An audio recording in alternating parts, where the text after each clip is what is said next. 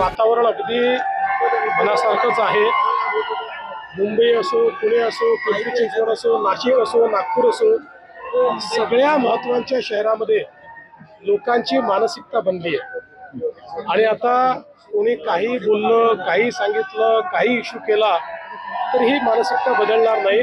लोकांनी भाजपला निवडून द्यायचं ठरवलं आहे, आमच्या महायुतीला मुंबईत निवडून द्यायचं ठरवलं आहे। अजित पवार थेट भाजपच्या इथल्या स्थानिक नेत्यांच्या अंगावरती आले। तुम्ही थोड्याफार जरा पेशन्स ठेवून प्रतिवाद करायचा प्रयत्न केला, तो जाणीवपूर्वक होता का राज्यातली घडी विस्कटायला नको? असं आहे की मी शब्द पाळणाऱ्यांपैकी आहे।